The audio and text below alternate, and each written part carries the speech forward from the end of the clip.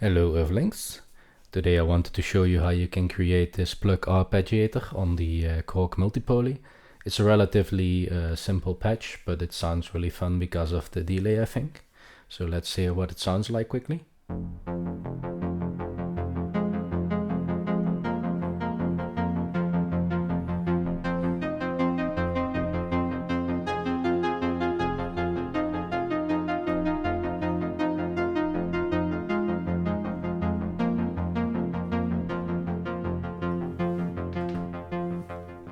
So that's what it sounds like.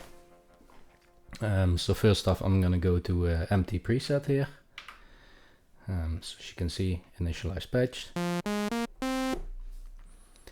And to first start off, I'm gonna use a pulse wave here, a square wave, and a sawtooth. And I'm gonna slightly detune the sawtooth here and detune the pulse by 1 octave.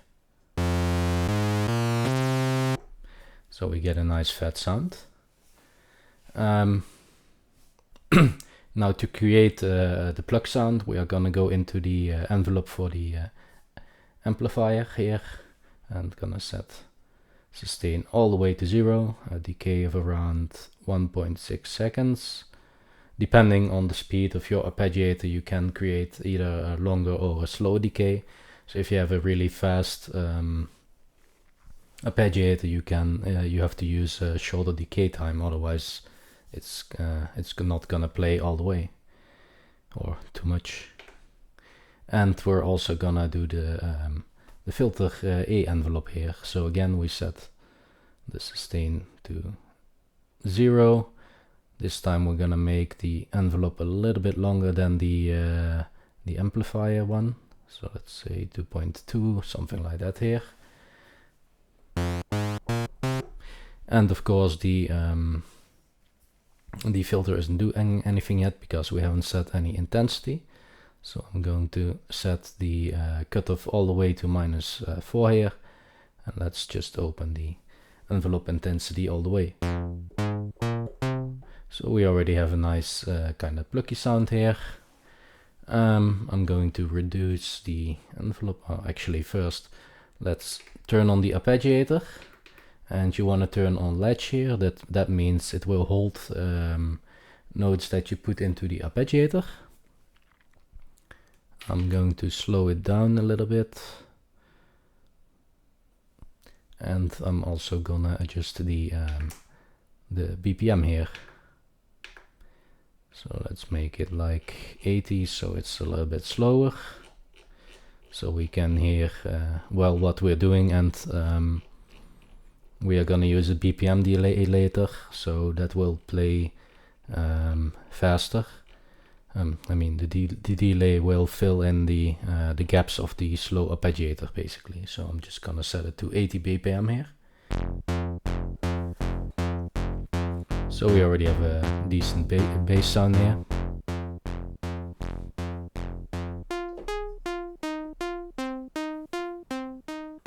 I'm just reducing the volume a bit so you can still hear me. So now you want to play a little bit with the envelope here and get to the pluck sound that you like yourself. So I'm gonna set it to around 100 here. And you can pick from one of the filters, whatever you like best. Of course, the high pass filter is gonna sound very different. Oh, it's accent. To give it some character, I'm gonna add some resonance here. And let's just listen to them again.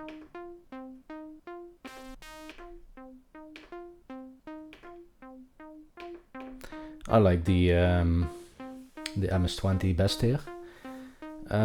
Of course, most low pass filters also shave off some of the bass, even though yeah, you might not think it does that, but most of them do. So what we're gonna do here is we're gonna add one more oscillator, and I'm gonna pick a digital one here and make that into a sine wave. Also detune it by 1, and reduce the volume a bit. So let's say 60 volume. So yeah, basically what filter does is it will reduce anything into a sine wave, and by doing so, but, I mean, it shaves off parts of the sound and that turns it into a sine wave. So by adding another oscillator here with a sine wave, you can add some bass back in. And as I said, make sure it's also detuned, so you get some, reduced by 1 octave, so you get some more bassy sound in there. Now you can also on the multipolar use a second filter here. And what I'm gonna do here is add a high pass filter after the low pass filter. And of course the sound is completely gone now because it's all the way opened.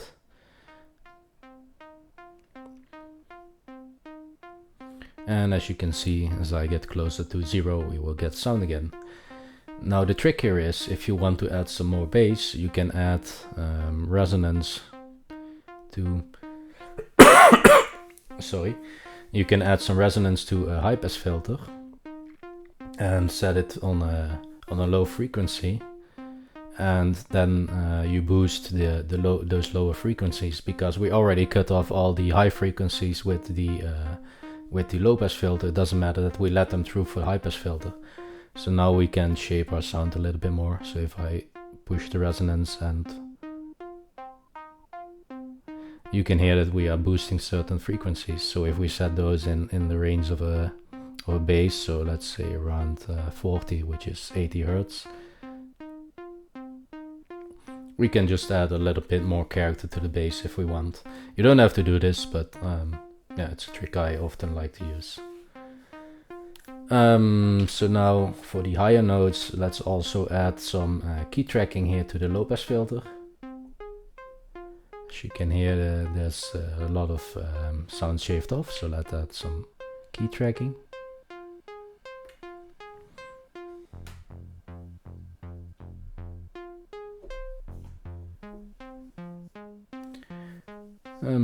Yeah, that's actually most of the sound almost already.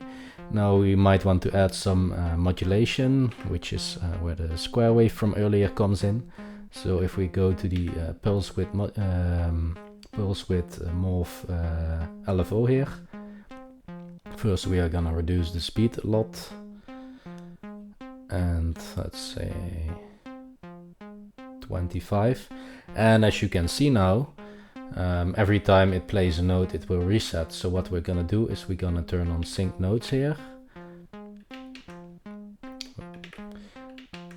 and then we are gonna set it to free running. So if I go back here now, you can see that it will just keep modulating the pulse wave. Every note won't reset it anymore. So we get a little bit different sound every time we go through this. And we can do the same here with the filter LFO. So we're gonna set it to a low amount, like 2. And of course we have to reduce the speed again, depending on how fast you want your modulation to be. And we are gonna turn on sync note again and make it free running, so it will keep playing smoothly.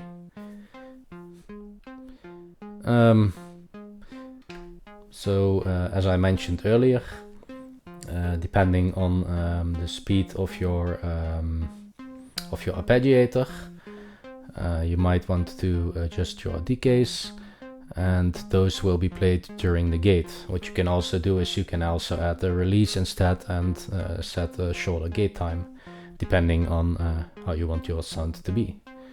So let's pick a little bit more interesting arpeggiator while we're here.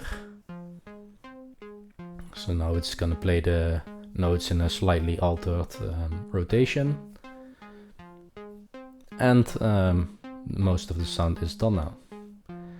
So what we want to do now is add some reverb. Don't pick one that's like too crazy, or don't send too much into it. For this purpose I chose the Dreamy Reverb, even though it's quite a big one, I think, but if you don't add too much in the send, you can still use it fine.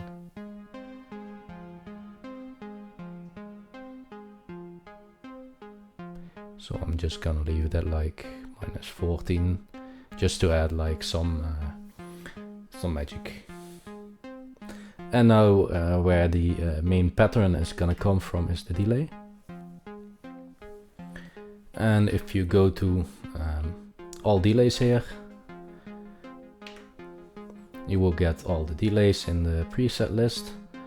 And basically you can pick any of the ones that are named BPM here, because they will scale with the tempo that you can set here. So there's some interesting ones out there, depending on how you set your tempo. And you can also variate with the tempo in the Arpeggiator, which I will show you after this. So as I said, there's a lot of BPM ones that you can choose from, some more interesting than others. And then there's also, when you scroll up to the numbers, there's a lot that are called like 16th or 1/8. Yeah, you can pick those as well, because they're also scaling with the BPM. So I chose for my sound, I chose this one, 16th, and I know that the feedback is on knob 2. And as you can hear, the dry wet is off, so let's start with adding some wetness in. So I'm gonna put that around 40 here, and by holding shift I can edit knob 2 for some feedback, also let's say around 40.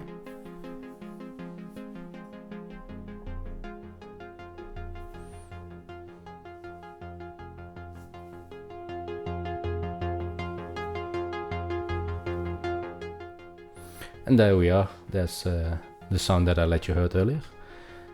So if you want to variate with the tempo, you can also do that here with the resolution.